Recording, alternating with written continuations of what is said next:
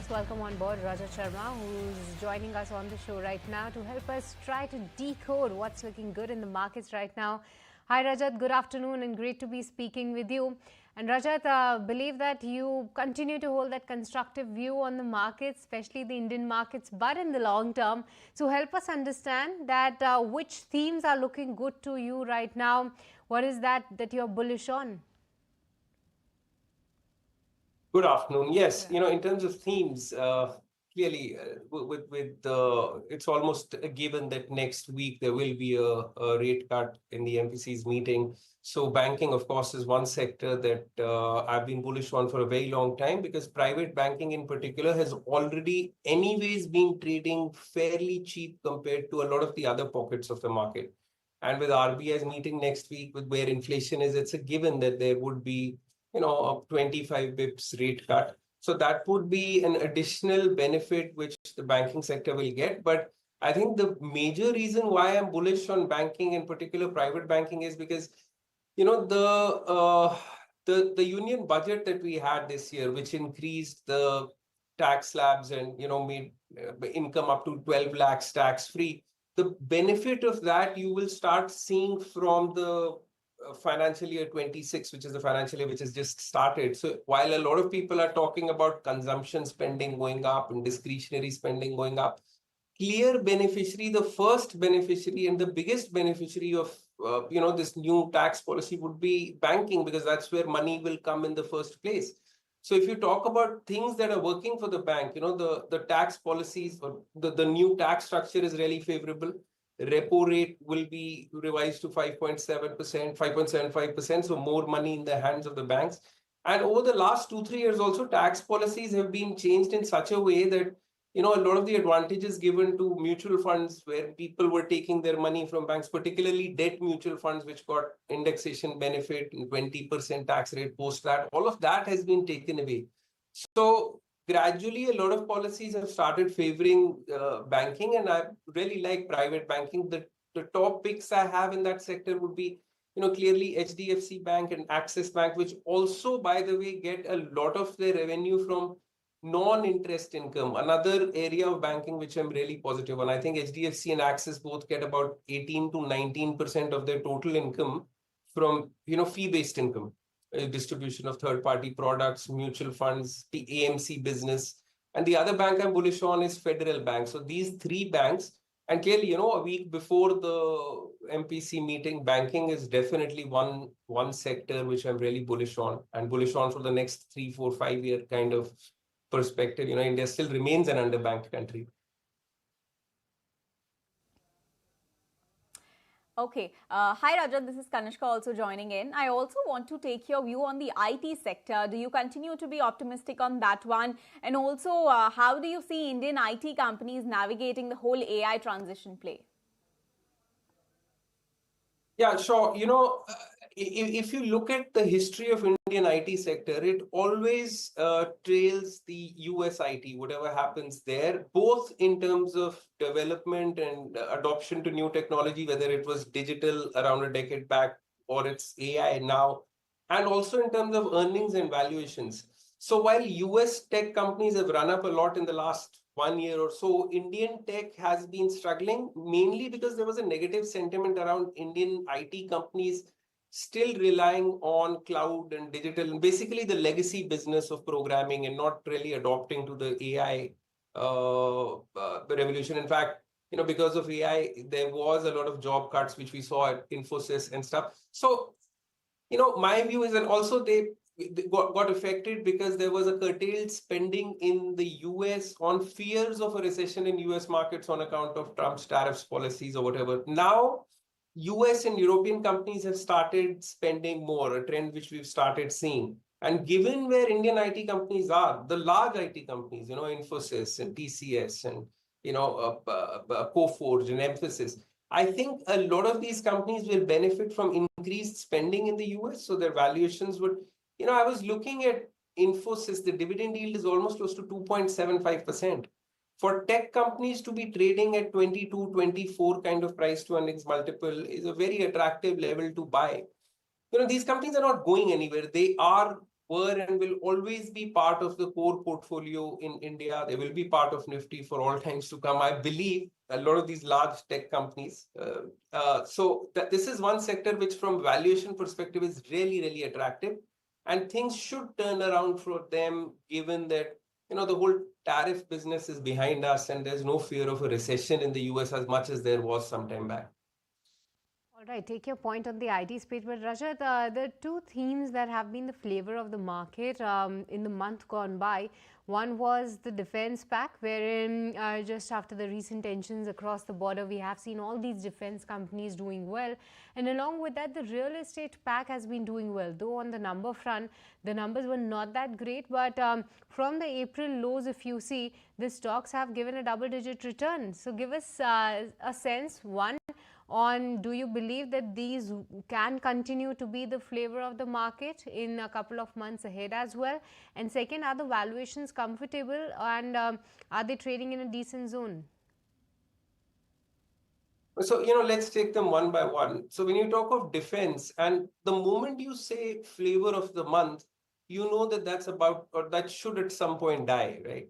Flavor of the month is for a month, 2 months, a quarter, but a flavor of the month cannot be a sustainable. Now, I don't for one doubt that defense companies are strategically important for India.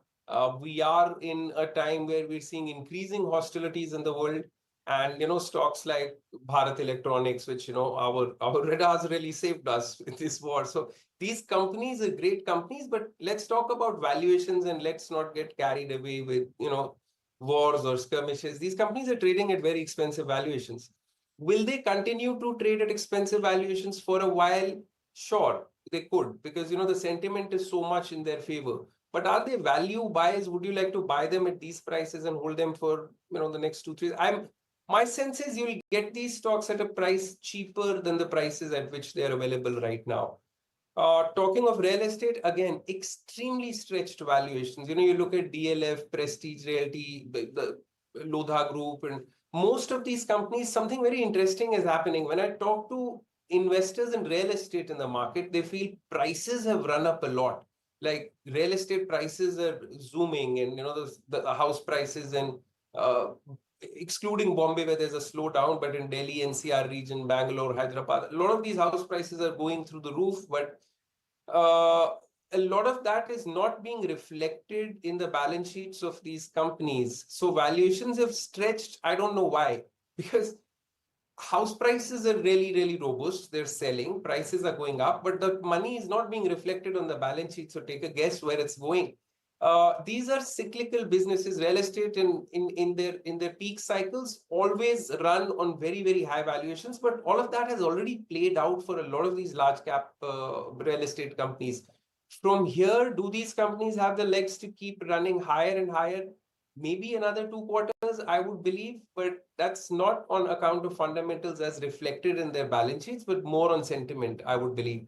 So it does not fit in my scheme of things. So this is not a sector where I am initiating or looking to buy anything more. Okay. So you see valuation stretch for both the defense and real estate pack. But apart from that, Rajat, I also want to take your view on the consumption space. How do you, see this space shaping up, given the kind of government push that we are seeing to, increase consumption and also the early monsoon that has set in? So where do you see, do you expect any kind of growth momentum going forward for this space? And within this space, are there any particular pockets where you find more value?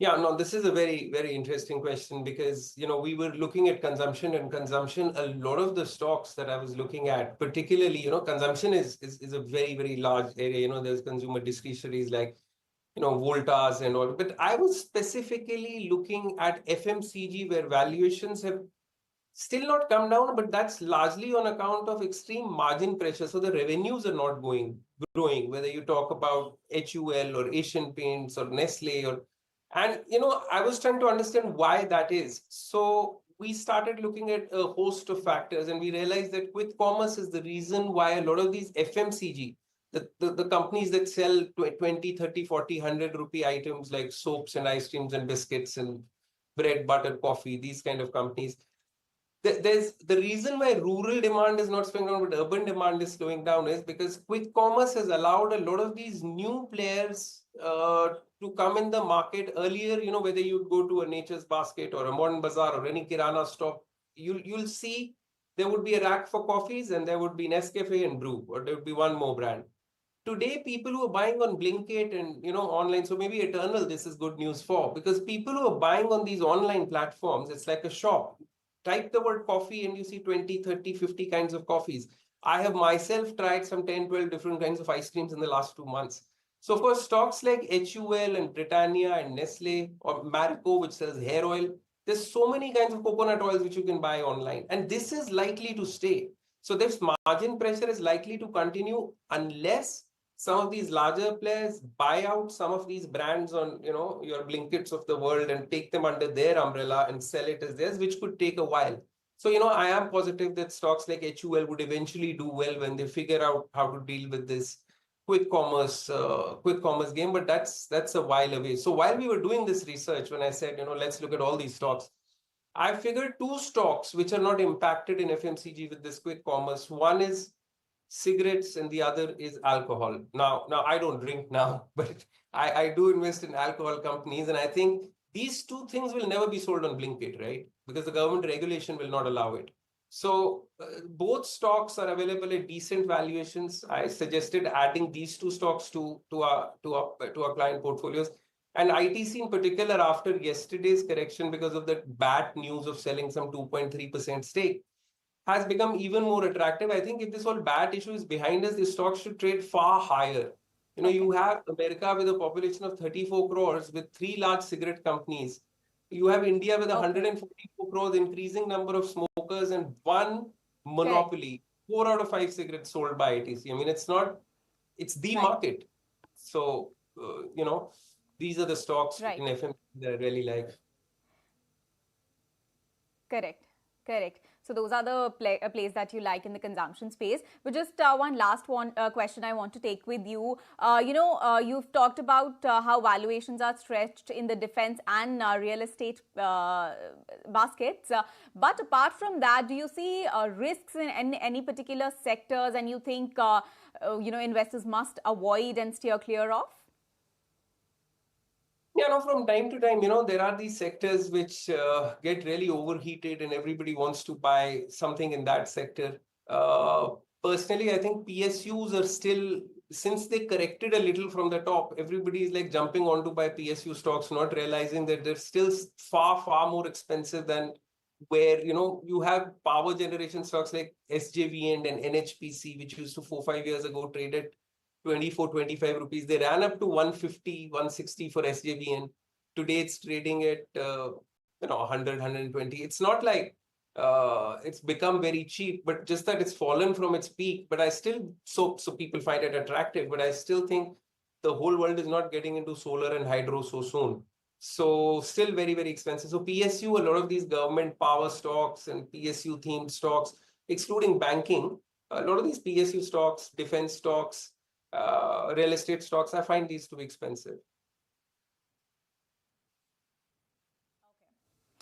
Great, Rajat. Thank you so much for joining us and helping us decoding the current market mood, and also telling us about the sectors that you're bullish on and investors must avoid at this point. Thank you so much for joining us. Great chatting with you. Thank you. If you like this video, then like, share and subscribe to ET Now.